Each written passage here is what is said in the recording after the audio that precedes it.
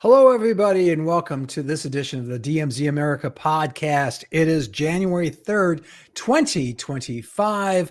Who knew these three old guys would make it this long? We busted so many office pools by living to this date, Dave, I'll tell you.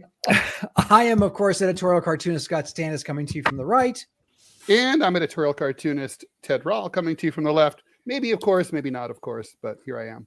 Of course. Well, as per usual. How's that? Yes.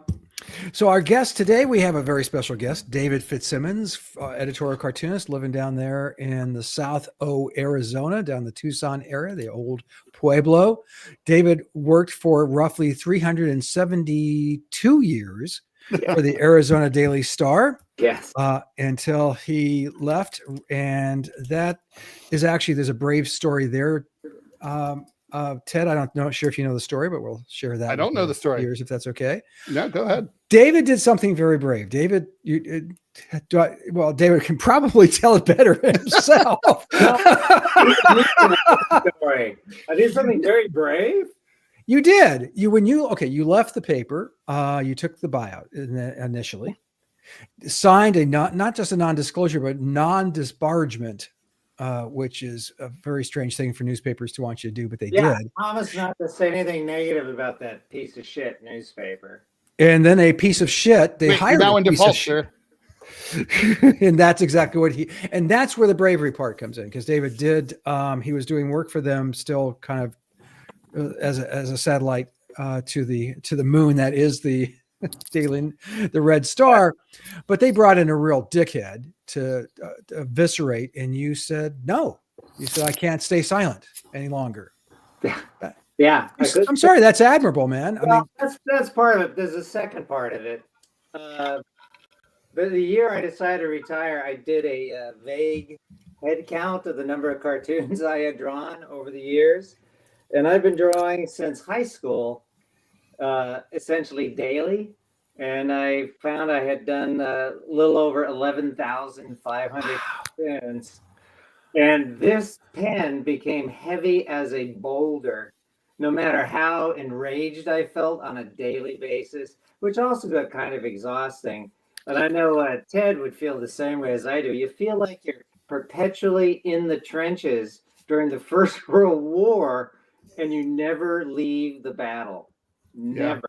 You never get a break from the battle. So I left, and then I thought I would be idle to see what that experience felt like. And that lasted about a month. And then a young friend of mine suggested I try Substack. And I said, why would I enjoy Substack? He says, because you have a total creative freedom. What?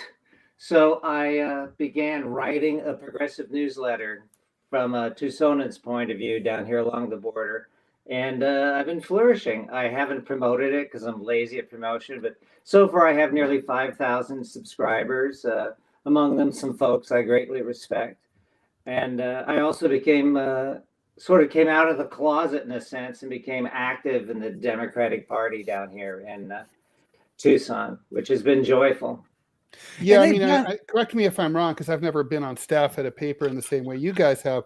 But there's a fiction, right, that when you're on staff at a paper, even though you're a political cartoonist, that you're not biased, and you're an unbiased, neutral journalist or neutered journalist. You're not allowed to donate to campaigns. You're not allowed to endorse candidates. Yeah. Right? I mean, my favorite story about this is Scott and the was it the Epilepsy Foundation? Yeah, Epilepsy Foundation of Greater Chicago.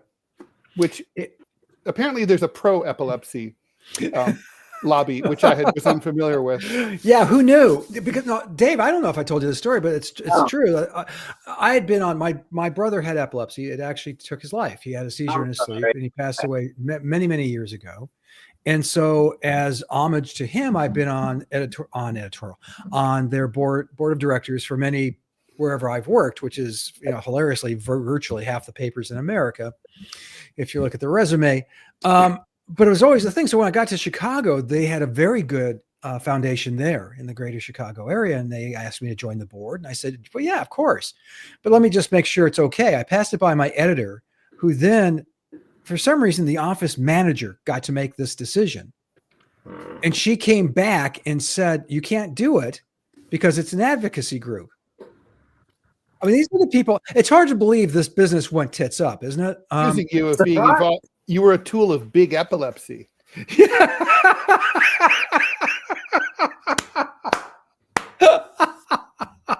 Exactly. They came back and said it's an advocacy group. I said, yes, they advocate that people don't have seizures and die. And they said, she said, well, no, it's an advocacy group. We can't allow it. And but this is the same paper where the publisher is almost always a member of the United Way, which is, pretty much get out of our way and pay our executives, 7 figures. That's okay. But being on the Epilepsy Foundation. So this is a true story. So, going in back to what you said, David, I mean, about working in the trenches and so on, it just seems the last few years too, that, I mean, you weren't making any progress. The newspaper was badly managed, run by imbeciles. I'm sorry. I mean, I'm not it's true. And that's why you take a multi-billion-dollar industry and run it into the crapper. And you actually act surprised when you drove it into the ditch and you were the one behind the wheel. Yes. And I also believe young Americans could give a shit about newspapers. Sorry, guys. And they should. No. Editorial cartoons. I also grew weary of being in a tiny minority read by folks who enjoy living within my silo. And, it's just like I sort of stopped posting about a year ago as well when I realized, man, I'm just posting to people who share my views. And I'm exhausting myself being a smartass, just amusing other fellow smartasses. And when I have a chance encounter with someone with whom I politically disagree, I don't say a word. Just as, for example, the other day I went to Costco shopping for 300 blister packs of 5,000 rolls of toilet paper for the coming Trump apocalypse. And I saw a young redneck kid wearing a black and white T-shirt, and in white bold type it said, "Fauci lied." That already made me want to physically assault this guy. But secondly, I was disturbed following him. How many shoppers at the Costco said, "Great T-shirt, man"? And I felt because they agreed. It's that big. They agreed. And that's if you agree, you can talk. If you don't agree, you can't talk. You can't talk. I got this feeling. I was reminded that we are now living in an occupied regime, an occupied country. And I want to go back to the objectivity question about newspaper people. The first image in my PowerPoint when I would speak to groups, it was a photo of a letter I once got accusing me of being biased. And I said, in fact, the reader's somewhat accurate. I only have one ass, but the second. Well, you don't know that. Have you seen it? I have seen it, and okay. That's another story. My doctor put me on Ozempic about a year and a half ago because my A1C numbers were skyrocketing. So I lost 30 pounds, and I went off of it. And I was after I finished taking a shower, I turned and I caught a vision of my ass in the mirror, and I noticed that my butt cheeks were down to the back of my knees. That doesn't sound good. Huh? That doesn't sound good. No, now I cut them up the top and they make fine hip pockets. You with some duct tape, you can make a fine ass though again. Getting old is awesome. Yeah, I had COVID, and that's what I lost 20 pounds in like 2 weeks. It was pretty weird sag. And I went to I was talking to my neighbor a few weeks after that, and she goes, COVID ate your ass. I go, wait, what do you mean? No, you have no ass now. You literally you just maybe you're becoming Irish. Maybe you could, it's like I had a friend who worked in liver and organ and kidney transplant here in New York. She told me that they really looked forward to spring when the motorcycles start to go out, because that's when there's more donations coming in from young dudes who ride motorcycles until they don't ride motorcycles. I wonder if there's a season for butt donors. Where people guys with awesome asses, girls, but let's say guys, they die, and you're hello. That reminds me, another topic I would talk about when I go to groups is the value of a sixth sense of humor. noticing that we cartoonists, we will sometimes self-censor ourselves because Oh yeah. even we Yeah. come up with something that's too sick.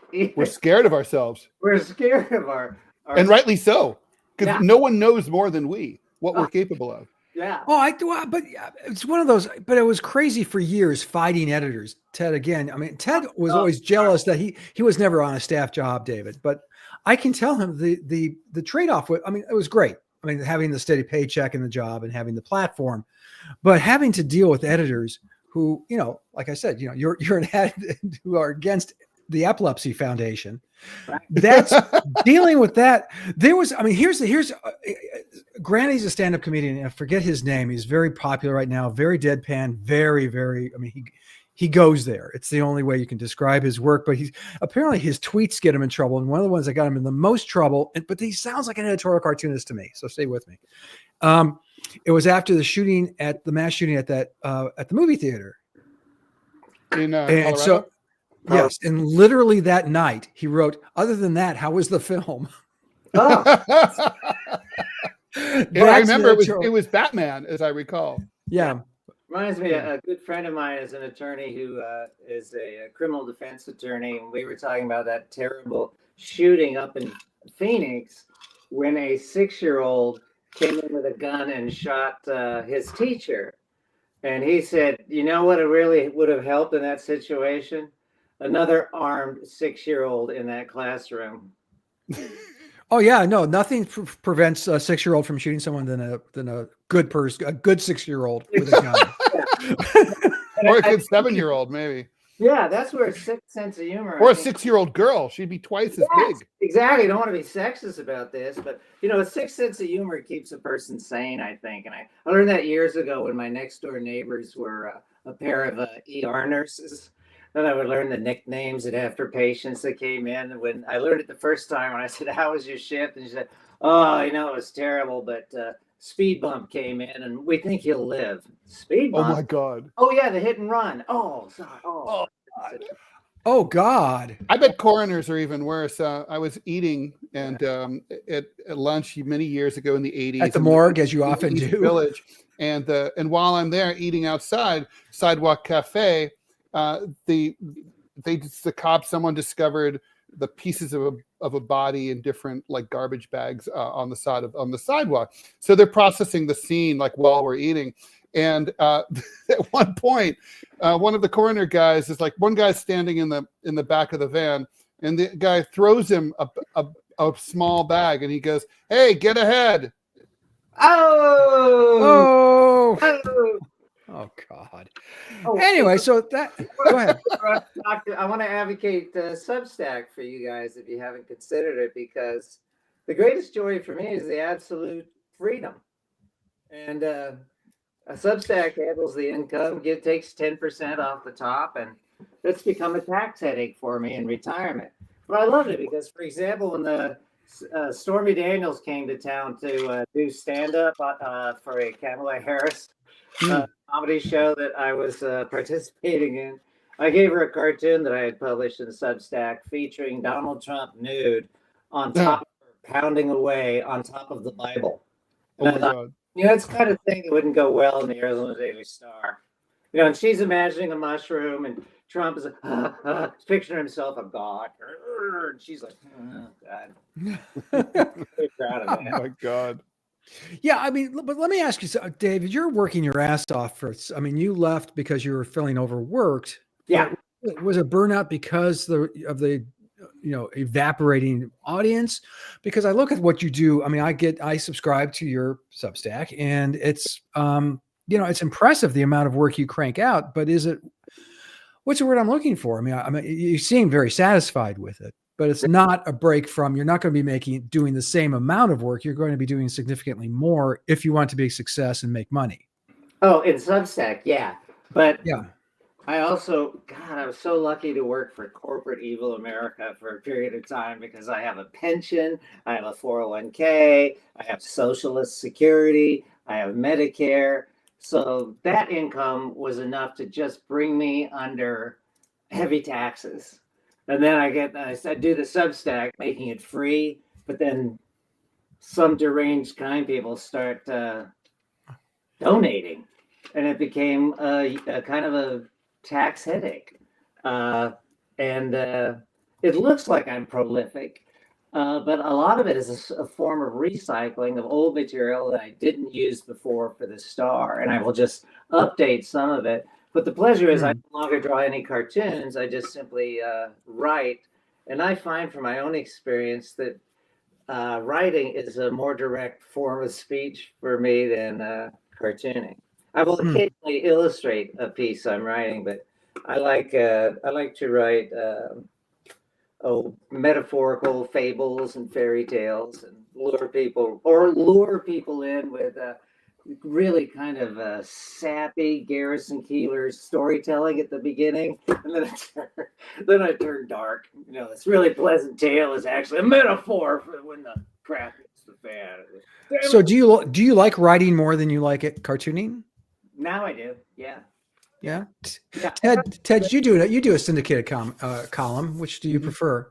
I got to say, I prefer the actual physical act of drawing, but I like having written. I don't like writing, but I like the reward of rereading something. And if it turned out well, I'm like, oh yeah, like I wrote that. That's good.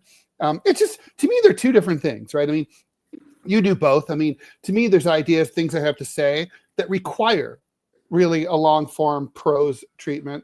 Especially if let's say you're making an argument that relies on documenting your argument. You can include links. You can prove that you're not full of shit. There's several cartoons I've done in the past where I'm like, oh, if I'd been able to cite my sources, I think I might have not gotten in trouble. Because people were like, what is he talking about? And then there's others where it's like, no, the simplicity of the cartoon form is just like, bam. And, you're in, you're out, you're done. I think there's very few ideas that really work in both forms, I think. What do you think? I have kind of a similar response, but maybe a little even more cynical. I can't help but think with the regime that's coming in a few minutes.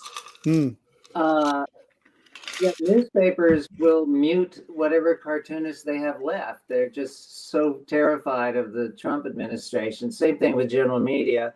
But with Substack, I'm sort of under the radar. I reach all across the state. And so I feel that I'm heard. Whereas when I was a cartoonist, I felt as though my audience was shrinking. And I noticed that, in the middle of America, the heartland, so many newspapers were subscribing to our conservative cartooning friends. And I was thinking about this issue again just this morning, thinking about how both Speaker Johnson and President Trump have both claimed that the terrorist in New Orleans was thanks to open borders and Biden's immigration policies. And how do you respond to that lie, or that this tsunami of lying that's going to pour out for the next 4 years? That's kind of alarming. How are you going to respond? Move to France? Yeah, I mean, the problem is that you can't. I mean, look, Democrat, and this is I think this is there are lies. Lies are bipartisan, and obviously I lean left, so I think that Republicans lie more than Democrats, but Democrats lie, and we can talk a little bit about that. But I think what I have learned is no matter what we're talking about, fact checking and pointing out the truth, even when it's objective, it just doesn't help. It's like people don't care. They don't want to know. It's not necessarily that they're stupid. They just don't. And I think this is true even outside of politics. People just don't want to hear anything that messes with their worldview. It's probably like the oldest thing in the book. It's just that we're forced to confront it because of social media, and it encourages that. And we go into our echo chambers, and it's awful, really. That's one of the things I value about this podcast and my friendship with Scott is that, we come at politics from a very different point of view, but we agree about a few things, and we're able, but we always. Scott makes me think. It's like he definitely makes me question myself and change my mind sometimes. And I'd like to think the it's the other same way holds around. true for absolutely. So, I mean, Democrat. I mean, you talk about, like, for instance, the story about Russian collusion is a great example of where the Columbia Journalism Review did a great story about how the New York Times knew that was a false story, and they kept reporting it for 6 months. I mean, all systems seem to be broken. I just don't see any that are working right now. Ted and I were talking this morning, as you mentioned, and we talk almost every morning. But Ted, what story was that where you said, "Well, this fact came from the New York Times"? I went, well, "Oh God, oh yeah," about the number. This was a fact, a statistic about the number of people who voted for Biden in 2020 but did not vote at all in this election. They said it was 19 million.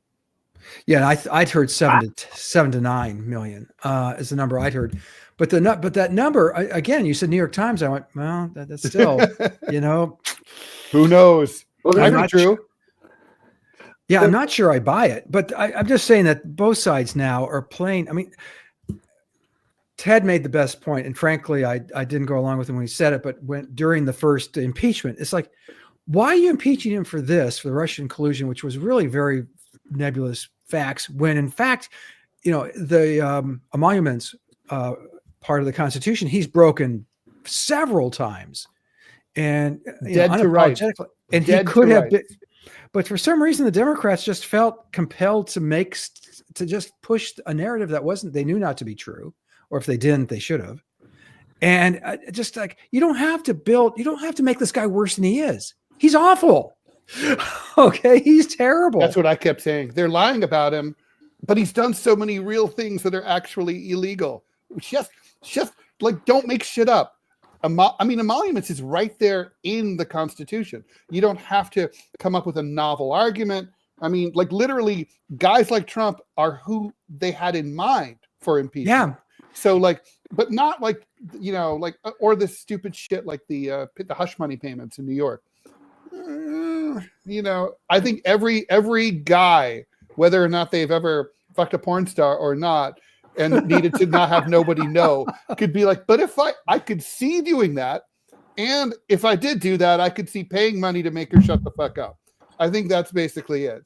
And I think that's how that's how people assess other people's bad behavior. Might I do that? Every man was like, yeah, I might do that. So in retirement, I walk once a week with a group of about 14 old men and their retired physicians and lawyers. And every time a news item like that would break, I would say, "Hey, how you guys doing?"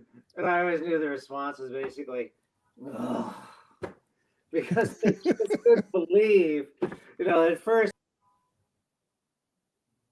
was basically, we're surprised he was elected, and then it became, the wheels of justice grind slowly, and then it's the wheels of justice don't seem to grind fucking at all. So I kind of stopped asking him. I don't know. I'm curious about if American democracy, politics will always be blended with capitalism. If there would ever be a way for those two to not intersect, to pry capitalism out of politics, as somewhat exists in, say, Japan, but I would only see it as perhaps Trump destroys the country. The secret is that Japan is not nearly as much of a capitalist country as we think. I used to work for a Japanese bank for 4.5 years. I spent a lot of time in Japan, and they have, their society is far more socialistic than ours. I mean, it goes with their temperament, their homogeneity and all that, but culturally. But, for example, the bank where I worked, bear in mind, it was the late 80s, but the lowest paid employee was a guy who worked in the fax room. He made, I think, about $25,000. The president of the company had the highest income. He made $130,000. He didn't get any points or shares or anything like that. Like, that's it. That's as much. Now, this was the second largest bank in the world. The Industrial Bank of Japan Trust Company was the Federal Reserve Bank of Japan. It was subsequently, acquired by Sumitomo Bank. But that's how much. So imagine that, right? So, like, at the time, there was a proposal by the SEC to cap the highest paid salary at a publicly traded corporation at 10 times the lowest paid salary. And, it kind of gives the company an option of either raising people or cutting the executive pay. It's up to them what to do. It didn't go anywhere, obviously. But in Japan, they would have had no problem with that. No problem. I mean, they're like we're like at 4 or 5 times, right? I think it's changed a little bit, but so that's why they're not as, like newspapers. They're subsidized by the federal government. They're protected. There's no antitrust law. So they never got eaten alive by the internet. They were able to have if you went to the website of like Asahi Shimbun in the 90s, when all this shit was happening here, all there was like a link, how to subscribe. That's it. No news. No news wants to be free. So everybody, you want your newspaper? That's going to be $12. Okay. Well, you don't like the news. Okay. No news for you. $12. And people, you might say, well, people wouldn't pay that. They pay $7 for coffee. They pay $15 for cigarettes. Yeah, they'll pay. It's like if it's a priority, they'll pay. So go ahead. Go ahead. I was just going to say, separating politics and money is very, very difficult, especially now that you have Supreme Court decision. But down in, for instance, I was down in Australia. Happened to be during the state elections, and so I kind of got a crash course in Australian politics, and it was fascinating that they don't have. You can't buy commercials. You can't, Ted Rall wants to know why David Fitzsimmons eats puppies. Call David Fitzsimmons and ask him to stop eating puppies. You can't have those. The only televised things that you can have are debates. They had a series of, I think, and these were just state, for governor wide. So it's like a series of 4 or 5 debates. The government does the printing, provides, in each, you only have so much printing. France, same thing. You've seen these. Remember, Scott, I've shown them to you. I'm a French citizen also. And I receive, every time there's an election, the French consulate mails me a giant sheaf of every single political party, exactly the same size, same specs of their propaganda. And then so you have everything to compare. It's all subsidized by the French government. Every party, and in France there could be 30. The government pays for all of this. There's no ads. The campaign season's very short. It's just a few months, maybe 2 months. Are they fact-checked or verified? No. No. But they have, honestly, though, French politics is different than ours. They don't have their own facts. They have their own opinions. So, even the far right, and what's her name, Marine Le Pen, she doesn't say that climate change isn't real or caused by humans. It's like, of course it's real and caused by humans. It'll be like, but we don't think here on the far right that we should prioritize that over other things. But we agree that it's happening. You know what I mean?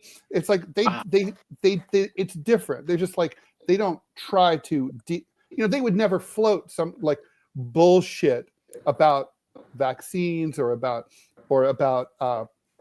that wasn't an issue in France about vaccines. There would be no issue about whether climate change is happening. It's like they don't disagree about the facts. They disagree about how to prioritize issues and what to do about them. Interesting. That is interesting. And counterintuitive. Actually, I think we're the only country in the world that actually does it our way. Honestly, I don't. I've traveled a lot. I've just never seen it in Italy. Even in Afghanistan, they didn't lie about shit during parliamentary elections. They didn't lie, but in Germany they did. There was a big backlash to the vaccines, the COVID vaccines, which seems weird given that, their predilection to, following orders. It shocked me. Do you remember they had protests, especially in the eastern part, which is much more conservative of Germany? So, Dave, I gotta ask you a political question that you and I disagree with, but I kind of wanted to go dive into this and do kind of a post 2024 campaign. You wrote recently, and correct me if I'm wrong, but you said something to the effect of that Kamala Harris was a great candidate and she ran, this part I do remember, a perfect campaign. We just mentioned that she got 10 million fewer votes than Biden did in 2020. I got to ask, what are you basing this on? Oh, a number of things. Okay. Watching one convention with a reasonable friend of mine, a white friend, who said, I think their convention is too black. And he was a progressive. And I'm thinking if an individual says that, who shares my views, I can only imagine what everyone doesn't say aloud but thinks. So I think that played a significant role. I think the fact she's a woman played a significant role. And when I heard the carping, that what I wrote was in response to the carping about the loss. And the people were stunned that Trump won. I truly was not stunned that really. Trump Oh won. well, Yeah, I no. was. Yeah, Scott was. Yeah. I wasn't sure how it was going to go, but I did think it was going to go for Trump. Yeah, I think little of my fellow citizens. I just do. Well, I mean, and also, how can you defeat Fox News? No matter what we think of the candidates, when you have, I watch Fox every day, so I know what you mean, and I know it's the most watched cable show. It's the most watched political organ. But I mean, look, Kamala Harris had a lot of other things going for her, right? I mean, she had a $2 billion war chest. She outspent Trump 3 to 4 to 1. She had every other media organ on her side. She and you know, basically, you know, Trump, if you do remember, he was really he didn't know what to do for the better part of a month or two after the switch out, because he was like, he even said, I was running against Joe and I knew how to run against Joe. I don't know what to do now. And he had I mean, those are advantages. And, you know, she's very telegenic. She took the age thing right off the table.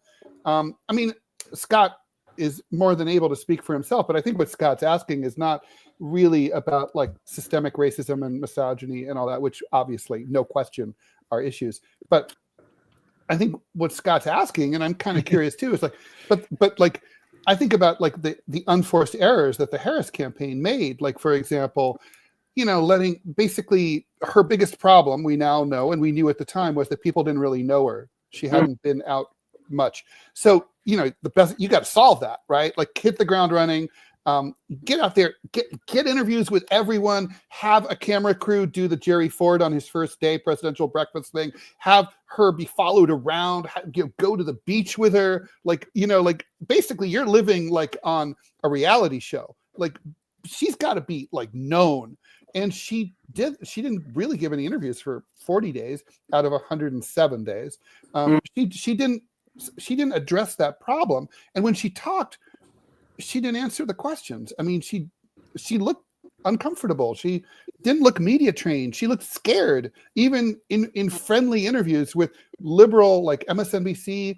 Like, we're on your side, you know, Madam Vice President. We're trying. So, I mean, that's not a perfect campaign, you know? Right.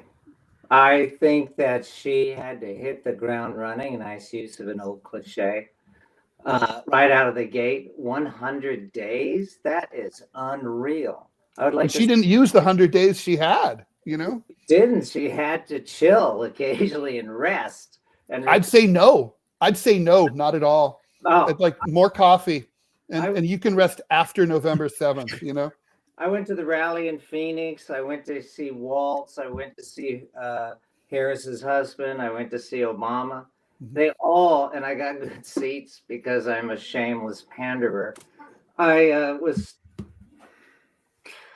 struck by how exhausted they all looked in the course of the campaign. And I knew a lot of young campaigners here in Southern Arizona.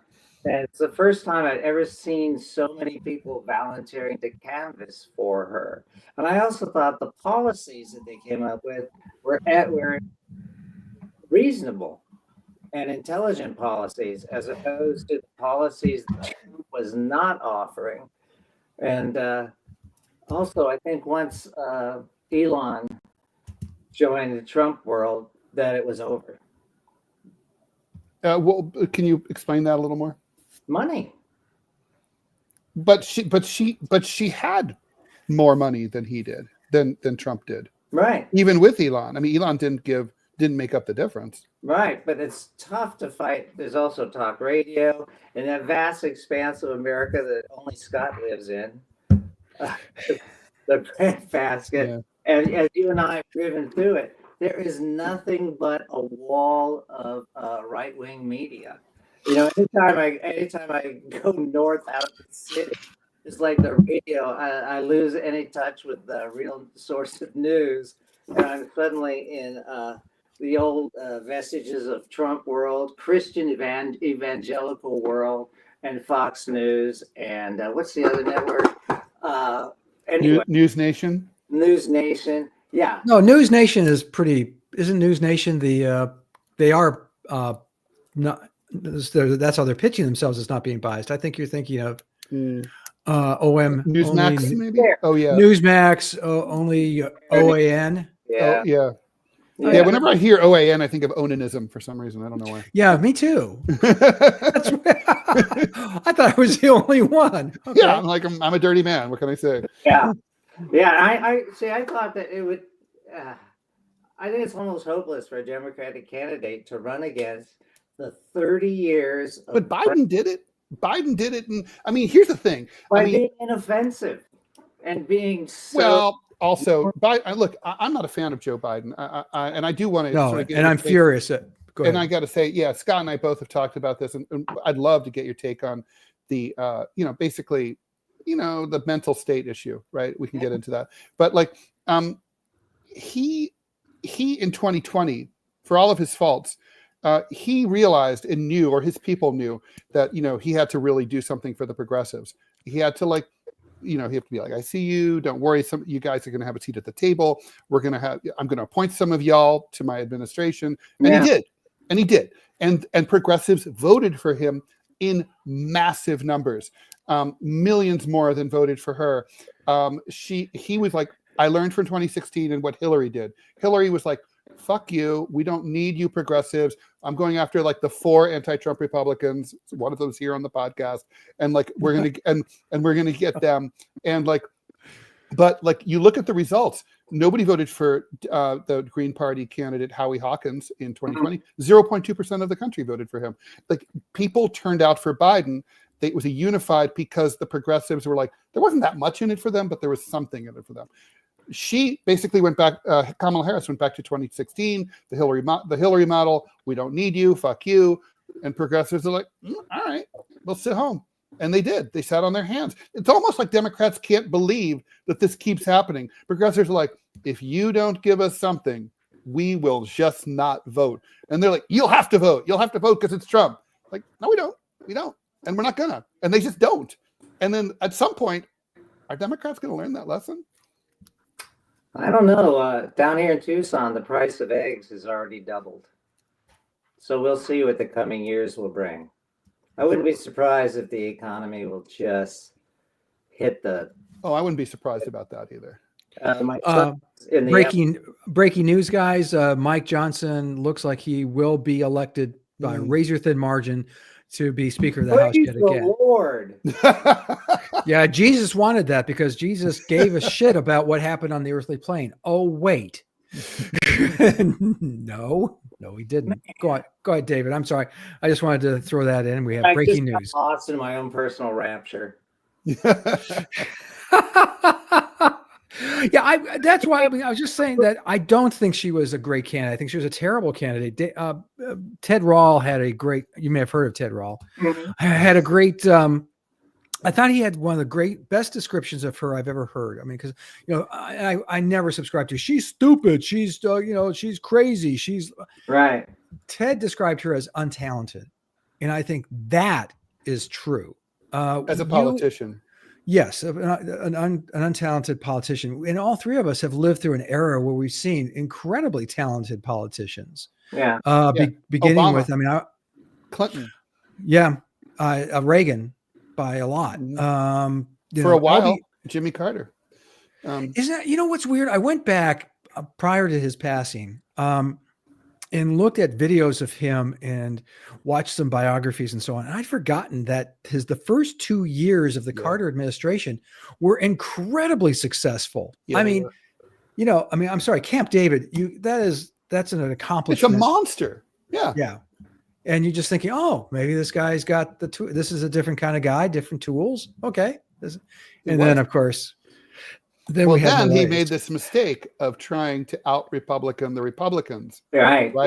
if your definition of political talent includes intuition and political intuition, I think poor Mr. Carter lacked that. I think like Mo Udall's too funny to be president. Carter was too moral to be president. Perhaps. He wasn't that moral at the end, right? When come on, financing the Mujahideen was not a very moral move, among other things. That's true. Well, letting the Shah come into the country for, giving money to the dictatorship in Guatemala or the Indonesian sons of bitches in East Timor. Yeah. That's not too moral. That is too moral. But he was hit with a financial crisis. True. That he had no control over. He inherited it. He inherited it. And here's the difference. I mean, I mention this all the time, and I'm going to do it again. I don't know if I mentioned this to David. On the 200th, on the bicentennial of the presidency of the United States, C-SPAN did something really cool. They just ran unfiltered film of early presidents, of as early as they can get of them on film. Mm-hmm. And this one of FDR, what was the thing with FDR? How do you get elected 4 times? He's down in Hot Springs. It's his 58th birthday or something like that. They bring in this lumpy, weird, uneven chocolate cake. But David, I'm telling you, by the time he's cutting the cake, you would have sworn that was the greatest cake in the history of cakedom. And that was the kind of optimism he could project. Reagan had that same ability. I'm saying, Clinton in a different way. I think Obama definitely could. And it's a talent, and I think it's a temperament. I think she lacked that in a large degree. I wish that the Democratic Party. I know this is weird coming from a guy who identifies or did as a Republican. I am no more. I'm a recovering Republican because they've lost their fucking minds. But the Democrats, I like politics. All of 3 of us have covered politics now collectively. I think it's 120 years. If you think this is terrifying. But looking at, for instance, they could have had a truncated primary system leading up to the convention, a 10-day something, just to give voice. And I don't know that Harris does well in that. I think that someone like Whitmer, who I do like and respect from Michigan, would have done extremely well. I just saw mistake after mistake. The fact that you didn't do interviews, the fact that people didn't know her. I was talking to, and I've mentioned this before. Again, I apologize for repeating myself. A friend of mine, out of the blue, he's one of the top Democratic operatives in Illinois, called, and he said something very telling and frankly very jarring. This is before the election. He says, "I don't know how she's going to govern." And this is probably a month. Ted, what would you say? A month and a half before the election? Because I mentioned it to you. It was 1 month. Yeah. At that point, you have to know. Now you can point Plus to. She was vice president of the fucking United States. And you can say she had 100 days and that's all. But that's longer than most British elections. I mean, I wish our elections were that short. Donald Trump was faced with the same challenge with his change of opponent had changed dramatically. So she, I don't think he won. I think she lost. I think that, imagine, come on, she lost by 2 million votes, right? I mean, it's like, and if those, it's like, so let's just say, like, allowing for the Electoral College, she needed to win by, she needed another 4 million votes. To paraphrase Donald Trump, calling that guy in Georgia, I need to find 4 million votes. But if she'd found 4 million votes, right, she could have, out of that 9 or 19 or however, right, she didn't find them. And it's like, she pissed them, she turned people off. And I don't think it's just because she was a black lady. I think, I personally found her annoying as shit, like just as a personality. I just thought she was, I remember every time I saw her, I was like, if she were my boss, I would not want to work for her. I mean, she's, I would be like, and she just seemed unpleasant and phony and always like cagey and inauthentic. Now, I was never going to vote for Donald Trump, obviously.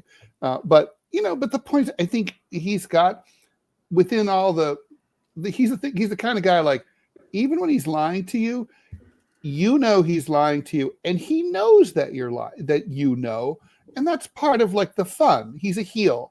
He's a troll. With Kamala Harris, she's lying to you, and she thinks you don't know. That's annoying, I don't know. Well, all of that being said, going forward, by the way, we had Chase Oliver, the Libertarian candidate. Oh, he was great. He was terrific. If you ever have a chance, David, check out our interview with him, because he's libertarians. What's that? Are you a libertarian, Scott? I've been one. Most libertarian candidates are batshit crazy, and just like that you feel like you need to take a shower after you hang out with them. Chase Oliver was really solid. He came on, and he was wearing a hoodie, I was giving him shit for it. I said, "Hey, thanks for dressing up, man." And he had just come back. He's one of the organizers for the Gay Pride Parade in Atlanta, and he had just come back from cleaning up after the parade. I go, "Oh, okay." Up, not just from hearing. Yeah. Could you imagine either Kamala or Donald saying, "Yeah, I just came back. I just came back from cleaning up after a parade. It was the best parade, the best cleanup. Parade. Everybody says, yes, the gayest parade. It was so gay. Everyone was so gay. I love the gays. Wasn't in demand. But I have to admit, I was really impressed that he had just come back from picking up garbage from a parade he had helped organize. He's an impressive guy. I'm just throwing that out there because, David, I have to ask you about the future of the Democratic Party. You're an active in the Democratic Party. Yeah. Obviously, look, I think there's a tendency in our elections that flip-flop, it's kind of funny, right? Like 51 to 49, landslide. It's like, it's not. If she'd won by that amount, it's not a landslide. There's no mandate. Our country's weird as shit. Like, 50.1 to 49.9. We're like a mandate for change. It's the Reagan, whatever. So it's very, I don't know. I haven't seen a real landslide since 1972. That to me that's a landslide. Maybe 1984. I'd say 84 were pretty landslidey. 80, but not as much as people think, I think, but 84 for sure. All right. Anyway, point is that these are, I'd have to look at that map again. Scott, your memory is better about these things than mine is. So I'll give it to you. Thanks. But Scott, I know I'm right. Fuck you. All right. So, but it's like, I don't understand, like, so we make too much of these things, but still, I do think that, the defeat may not necessarily mean the Democratic Party is over, but it's not. But it is a crisis, and I think it's sort of. Think about where we were when Saez and that other guy wrote that book, The Emerging Democratic Majority. You're in Arizona, right? You're at ground zero of where demographics were supposed to be changing and moving the whole country to the Democratic Party, where basically it was going to be almost like a problem for the Republican Party to remain a viable party. That was in the 90s that they wrote that book. Right. And it looked like it was going to be like that. And the demographics didn't change, right? We've had that increased migration. Young people are definitely to the left. So what Democrats have is a turnout problem, as previously discussed. Yeah. And Republicans don't have a turnout problem. In fact, Donald Trump actually made new people who've never voted before register and vote and show up and vote, something that Bernie Sanders couldn't really do either, right? You could fill up, people wanted to see the entertainment, but they didn't want to go to the polls. So, what do Democrats do to solve that problem? Well, I think that'll always be the case as long as the First Amendment protects the speech of liars, such as Fox News. Fox News turns out voters by scaring the living shit out of them. Anytime I've actually burrowed into a conversation with a right-winger, the most progress I may make with the individual is getting them or her or him to agree that I am not satanic or that I actually do not hate this country. That's what they're taught. If someone comes at you from a progressive perspective, they're satanic. And so much of the Christian nationalism plays a significant role here in Arizona as well. I think that is part of what really swung, and I'd be guessing, the Latino vote. Abortion, the Catholicism that brought the Latinos. I have to digress a bit and say what really impressed me this go around and getting involved in the primaries and the general and watching the canvassers and the street demonstrations were the people under 30. Who were completely charmed by Harris, as opposed to people in our age group who were suspicious of Harris. And frankly, I can't wait for our age group to die. I think that will help the Democratic Party, and it would help Yeah, it would help the Republican Party as well. Endanger the fossils that exist in both parties are just. But I don't know. I kind of feel like you're blaming the voters, but like, we have the voters that we have, right? I mean, there's nothing that can be done about that. And my friends talk about leaving the country. Well, that's going to be part of the United States soon, so that's going to be the 51st state. Yeah, I have that's right. I have my French passport ready to go. well, But yeah, I do blame the voters. I'm fairly gregarious, but I'm out and about. I was up in northern Arizona, staying at a cabin with my daughter and her family for Thanksgiving. I go to a bookstore, and I can feel you just get that feeling you're surrounded with people who will disagree with you. I was fairly mute. There was an elderly woman with her husband, and she was clutching this stack of books. She was so happy she'd found these books. Oh, you seem to have found something you really enjoy. What is this book? And it was something called Prophecy by some name. Oh God, yeah, my mother-in-law reads that shit. She said, "Oh, this writer's my favorite. I give them to all of my friends." The last book I read about him was fascinating. In it, he talked about how the book of Ahab prophesized Hillary. And I just kind of nodded like, that's interesting. You're doomed. Yeah. Turn around. Just leave.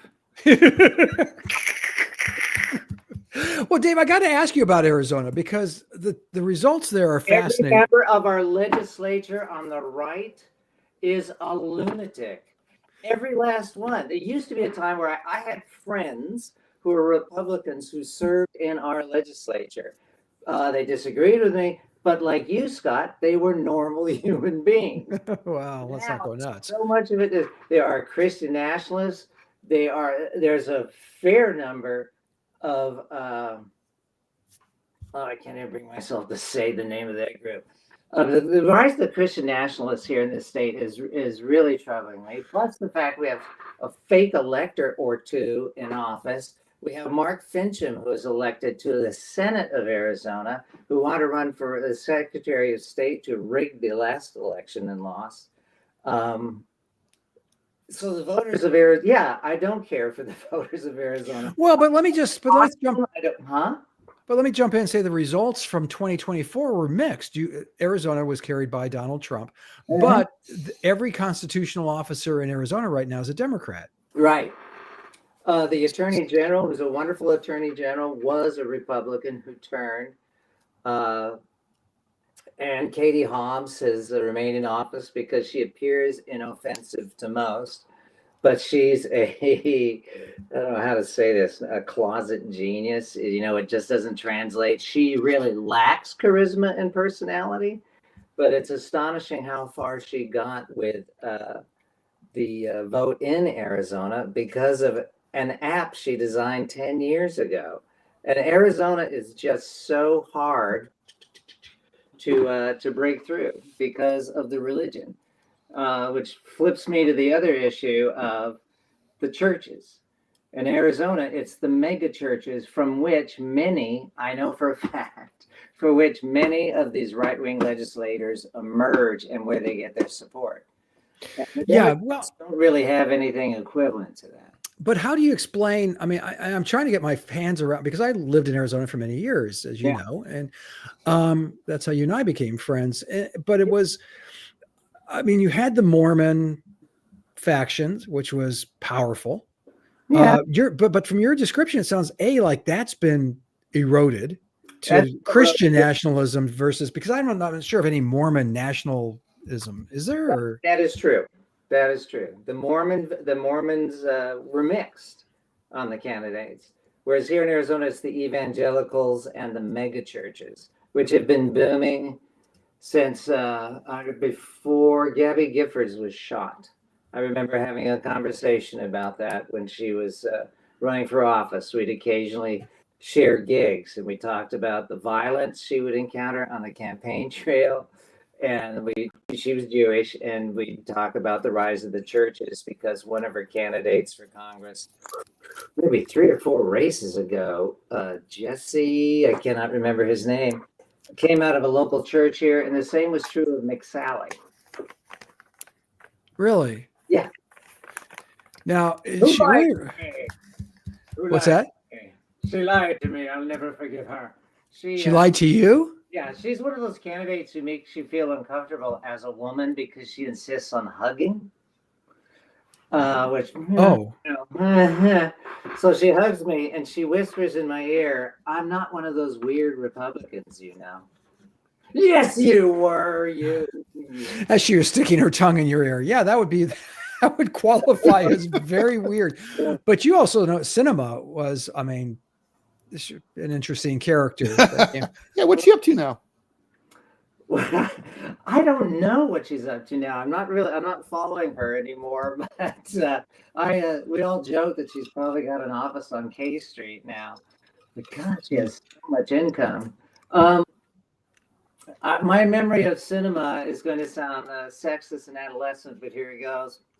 So when she would come by the Arizona Daily Star for interviews, before she became too busy as a fuck you all senator,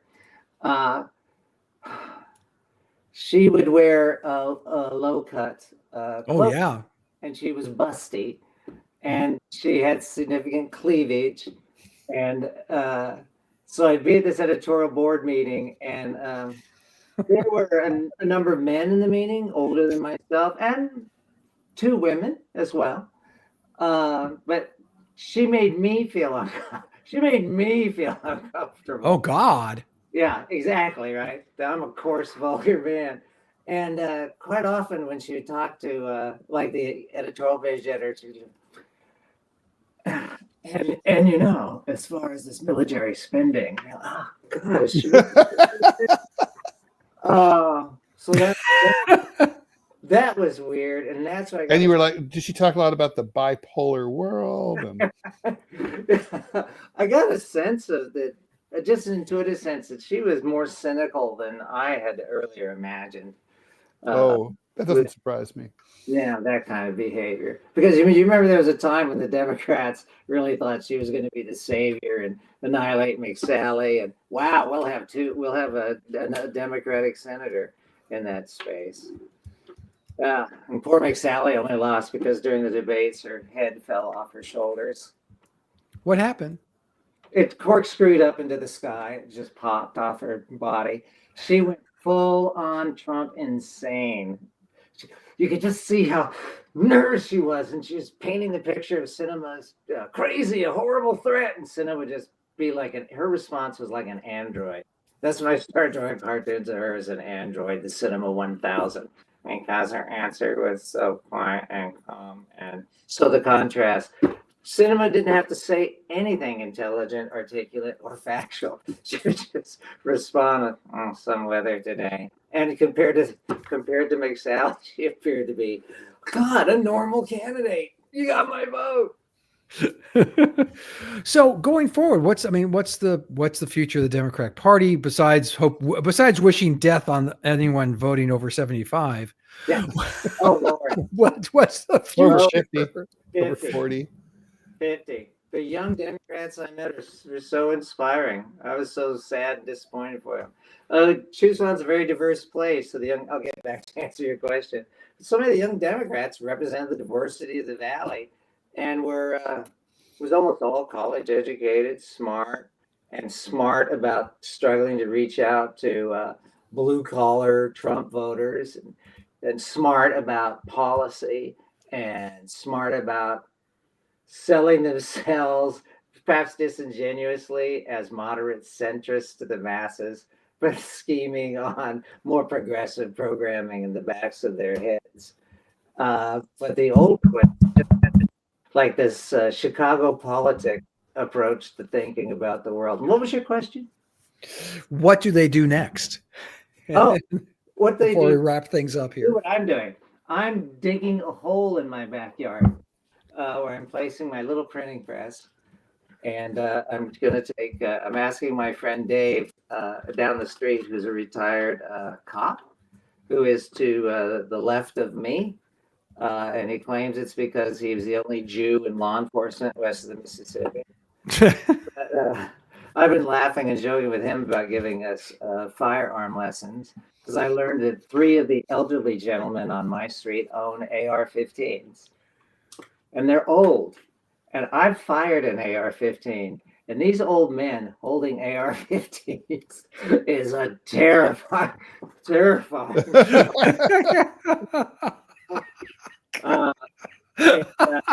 These guys had signs in their yards like Trump was right about everything. Of course. That kind of fundamentalist sort of thinking. Maybe that's right. We do have to wrap it up. We're at that time, but before we do, one last question, David. Sorry. Oh, sorry. I say hi to her too. Are you? I mean, are you? What do you think the next few years are going to bring under Trump? I mean, what are some? Yeah. What do you think it's going to look like? I think the next 2 years are going to be the pivotal years. And I think that's also it's going to be pivotal. We're all going to be at the bottom of just about every statistical chart. We're going to be somewhere down here looking up and wondering which direction is the country going to go at this point.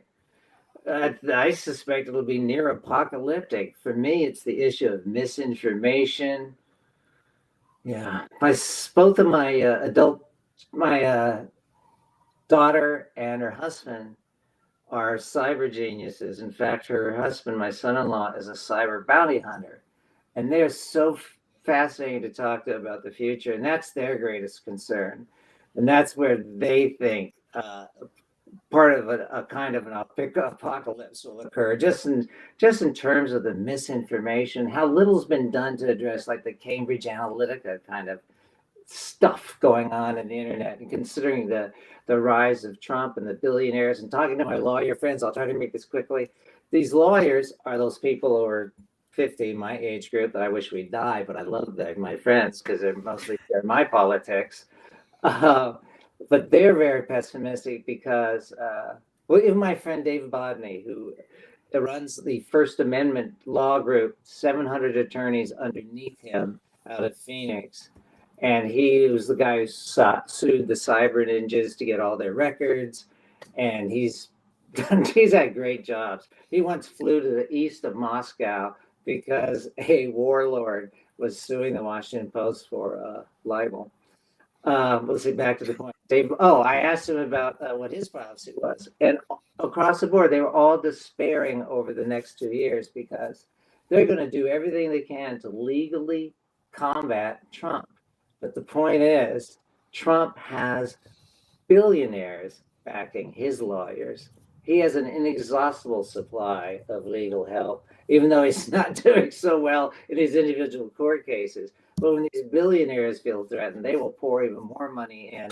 And the guys on the left are like lawyers on the left begging for donations.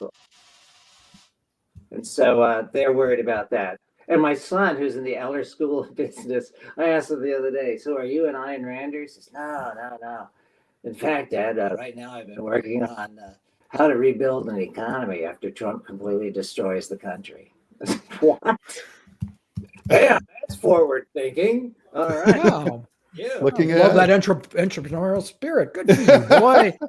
So my Dave, where can we go and see all things Fitzsimmonian in the end? Oh, Substack, Arizona's progressive newsletter. That's where you can find me on Substack. David W. Fitzsimmons .substack.com. And I know what the W stands for. So I hate this middle name because it is the most common name among American serial killers. Wayne. That's it.